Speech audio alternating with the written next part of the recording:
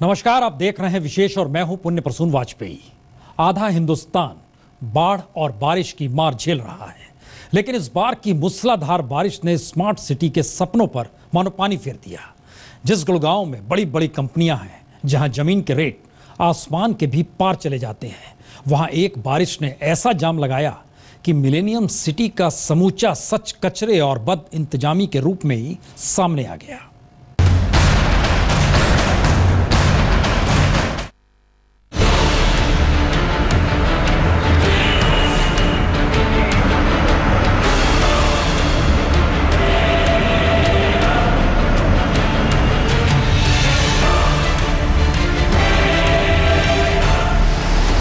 हिंदुस्तान का एक बड़ा हिस्सा भयंकर बाढ़ की चपेट में है।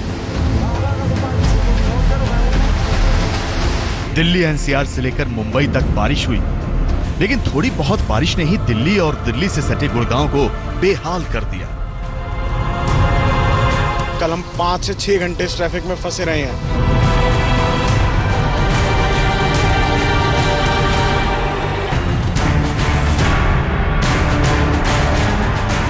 बहुत परेशान। मैं यहाँ से दिल्ली से जयपुर जा रहा हूँ। गुरुवार को शाम होते ही जाम लग गया। रात बढ़ी तो जाम और बढ़ता गया। रात यूं ही गुजर गई, लेकिन गाड़ियों के पहिए टस से मस नहीं हुए। अगली सुबह में जाम, फिर शाम को जाम।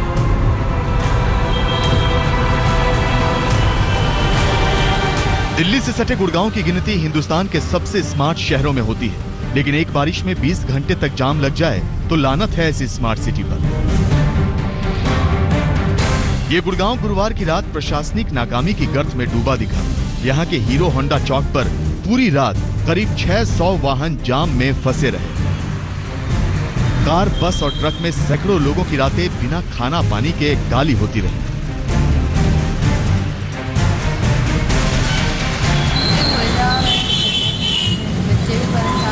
क्या खाना वगैरह खाया आप क्योंकि आपके पास छोटा बच्चा भी है, पानी वगैरह की व्यवस्था है यहाँ पे क्या आपके पास?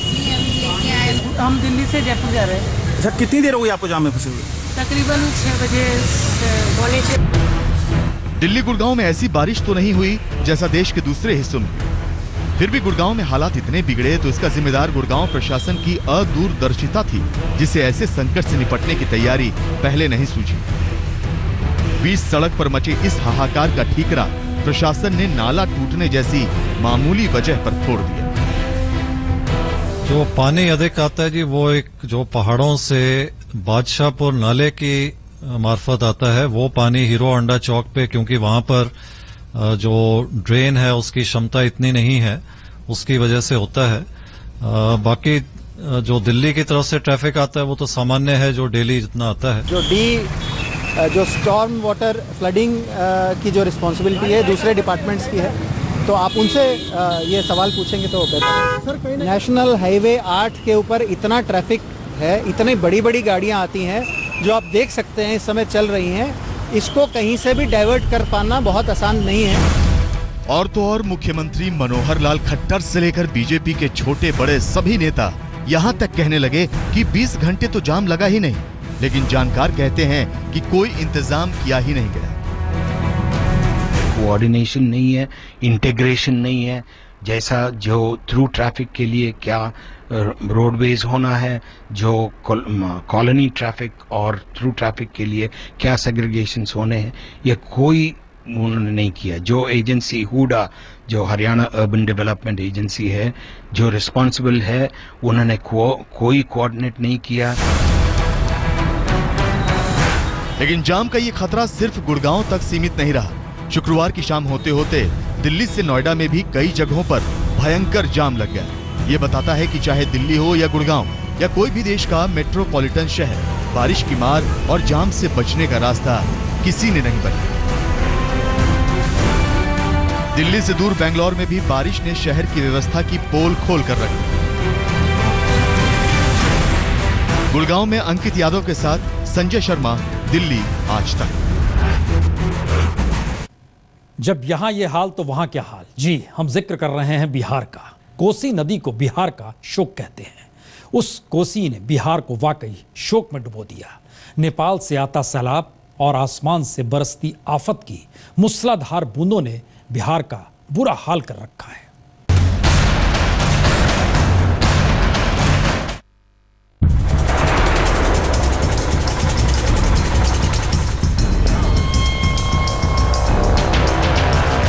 वो कहते हैं ना कि अति सर्वत्र वर्जेत, यानी अति किसी चीज की बुरी होती है। भयंकर बारिश और बाढ़ से आया पानी अब उत्तर बिहार के लिए सबसे बड़ी बुराई बन गया है। बिहार के दरभंगा में भारी बारिश ने कई गांवों को अपनी चपेट में ले लिया है। खासतौर पर कुशेश्वर स्थान के पूर्वी प्रखंड में कोसी और कमला नदियों की लहरों पर सवार ये कहर लोगों के दरवाजे तक पहुंच गया।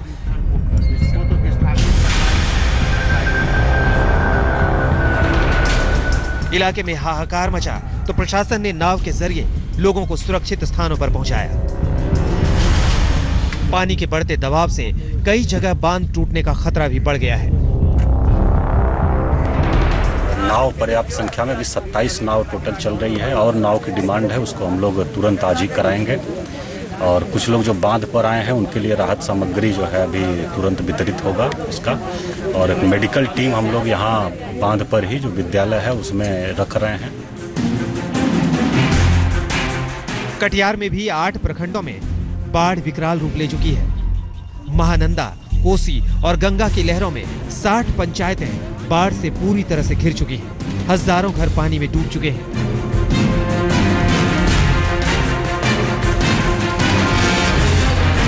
लोगों की शिकायत है कि यहाँ प्रशासन कोई राहत नहीं पहुंचा रहा।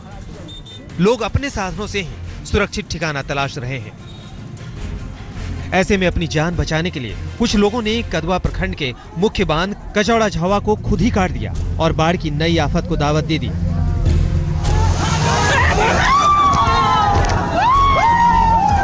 अपने इलाके से पानी निकाला तो बांध के पार बने गांवों में पानी घुस गया। पानी बढ़ा तो कदवा का यह स्कूल करीब करीब डूबने के कगार पर है। कई इलाकों में तो ये डिश एंटीना ही यहां घर होने का सबूत बचे हैं।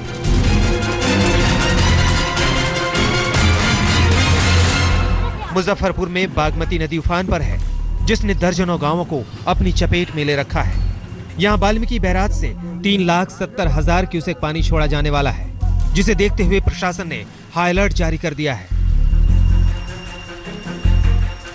हमारे गांव में बाढ़ पानी से पूरा गांव ध्वस्त हो गया हुआ है, मकान गिर गया हुआ है और तरह तरह की बीमारी उत्पन्न होती है। सरकार इस पर कोई ध्यान नहीं देता। हम लोग बाढ़ पे रहने से मजबूर हो चुके हैं। बिहार के गोपालगंज में आसमानी आफत के साथ ही नेपाल से छोड़े जा रहे पानी ने भी कहर ढा रखा है। गंडक नदी खतरे के निशान से ऊपर बह रही है।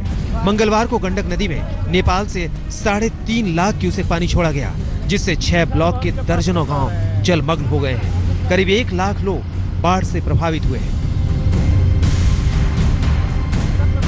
लेवल तक जो है इस वक्त यहाँ पर पानी भर चुका है और इसको देखते हुए बिहार सरकार ने भी जो है वो अलर्ट जारी किया हुआ है कि नेपाल की तरफ से और भी पानी का डिस्चार्ज हो सकता है, जिससे है यहाँ पर गंडक नदी में खासकर पानी का जो स्तर है, जो लेवल है वो बढ़ सकता है। इसको देखते हुए एनडीआरएफ की टीम्स भी यहाँ पर ज्यादा संख्या में लगाई गई है। गोपालगंज के बराईपट्टी पंचायत के 22 गांवों तक आज तक पहुंचा और बाढ़ के बिगड़े हालात का जायजा लिया।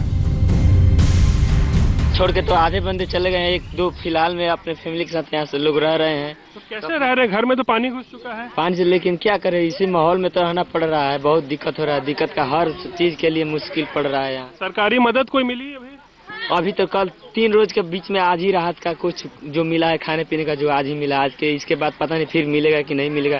कभी नहीं मिला है। आज आया है लेकिन कुछ मदद? हाँ, आज तो आया है। चूरा मिला, मीठा मिला, मोमबत्ती मिला। बारिश तो यकीनन जरूरी है, लेकिन क्या ऐसी बारिश जिसने लाखों लोगों को बर्बाद करने की कसम सिखा रखी है? इसलिए खुद मुख्यमंत्री नीतीश कुमार ने गोपालगंज में बाढ़ प्रभावित इलाकों का दौरा किया। सभी इलाकों का हमने सर्वेक्षण किया, वाईसी के इलाके का, सबका, पूरे किशनगंज का, अररिया का, हर जगह का हमने देखा है। तो उसके चलते स्थिति आई और उसके बाद जो रिलीफ के कार्य किए जा रहे हैं उसकी भी हमने समीक्षा की और पूरे तौर पर हमने जो भी उसकी समीक्षा के बाद जो दिशा निर्देश देना था कि और राहत शिविर चलाए जाएं और फिर लोगों को राशन भी दिया जाए, तत्काल जो सूखा राशन देना है उसको भी दीजिए। पानी देखकर बिहार डरा हुआ है, क्योंकि उसे 2008 का वो जल प्रलय भूला नहीं है, जिसमें पूरा उत्तर भारत तबाह हो गया था। गोपालगंज से रोहित सिंह के साथ आज तक ब्यूरो। और देवभूमि यानी उत्तराखंड, वहां का हाल भी कम बुरा नहीं। भयंकर बारिश से नदी नाले नियंत्रण से बाहर हो चुके हैं। नतीजा, लोगों का आना जाना ठप है। कई जगहों पर जिंदगी की बुनियादी जरूरतों को पूरा करना तक मुश्किल हो रहा है।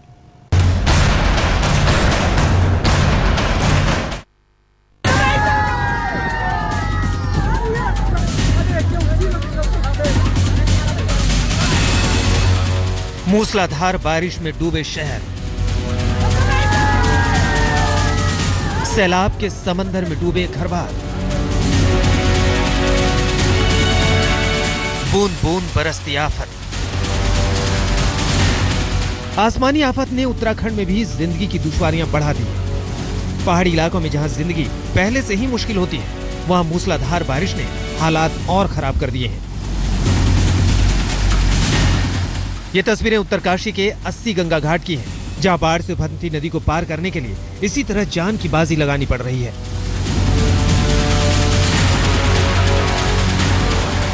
यहाँ के कफलों गांव में बादल फटने से सारे पुल तबाह हो चुके हैं, जिससे यहाँ के 7 गांवों का पूरी तरह संपर्क कट गया है।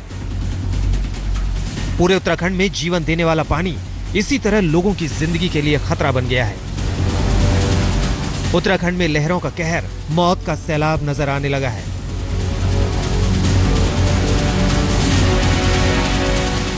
कालाडुंगी में लहरों में उलझा ये युवक आखिरकार बाइक समेत इस नाले में बह गया। हालांकि इलाके के लोगों ने इसे बचा लिया।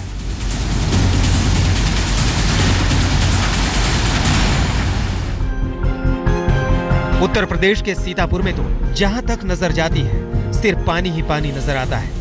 घाघरा और शारदा नदियों ने सीतापुर के 2 दर्जन से ज्यादा गांवों में हाहाकार मचा रखा है। करीब 25,000 लोगों के लिए आसमान से पानी नहीं बल्कि मुसीबत बरसी है।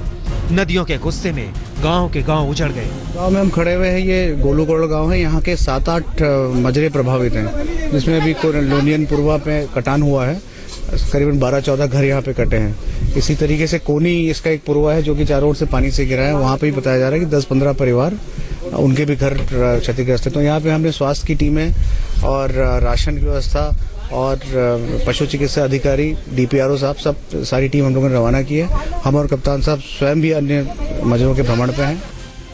संत कबीर नगर जिले में लगातार हो रही बारिश के चलते प्रमुख नदियों के जलस्तर में तेजी से बढ़ोतरी हुई है। यहाँ घाघरा और राप्ती नदियों ने लोगों का जीना मुहाल कर दिया है। हालात को देखते हुए प्रशासन ने बालू और बोरियों से कटान को रोकने का प्रयास शुरू कर दिया। अगर बाढ़ का पानी भरा रहेगा तो ऐसी स्थिति में हमारा भी प्रयास यही रहेगा कि वो लोग स्कूल न जाएं, क्योंकि ऐसी स्थिति में बीमारियां फैल सकती हैं, बाकी चीज़ें भी हो सकती हैं। लेकिन जैसे ही पानी रिसीड करे और अल्टरनेटिव व्यवस्था हो जाए, वहाँ पर अध्यापन कार्य चलाया जाए, जिससे कि पढ़ाई का सहायता से। यही हाल फर्रुखाबाद का भी है। ऐसे ही अमरोहा से बलरामपुर तक कुछ है तो कुदरत का सबसे बड़ा कहर, जो पानी के रूप में लोगों की जिंदगी में पिघल रहा है। आज तक ब्यूरो। और उत्तराखंड से चलिए तो यूपी, बिहार, पश्चिम बंगाल होते हुए आप असम पहुंच जाएंगे। हर जगह आपको बाढ़ ही बाढ़ यानी पानी ही पानी। लेकिन सबसे बदतर हालात तो असम के इस रूप में, क्योंकि कमोवेश पूरे असम पर बाढ़ का कहर है। और इस कदर हालात बिगड़े हुए हैं कि शनिवार को गृहमंत्री राजनाथ सिंह अब खुद जाकर जायजा लेंगे।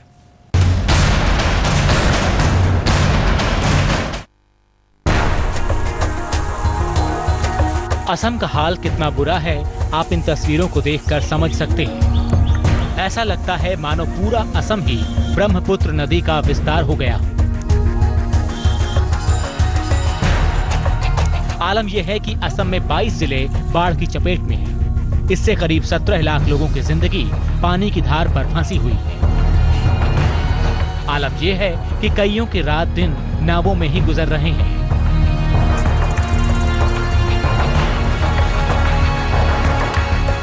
असम के विषम हालात को सुधारने के मकसद से खुद गृह मंत्री राजनाथ सिंह शनिवार को राज्य का दौरा करने वाले हैं।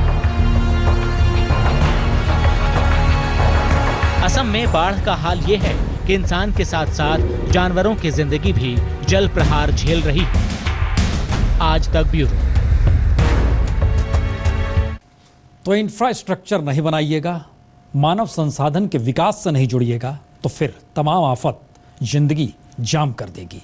विशेष में इतना ही, छोटा सा ब्रेक के बाद कुछ और खबर।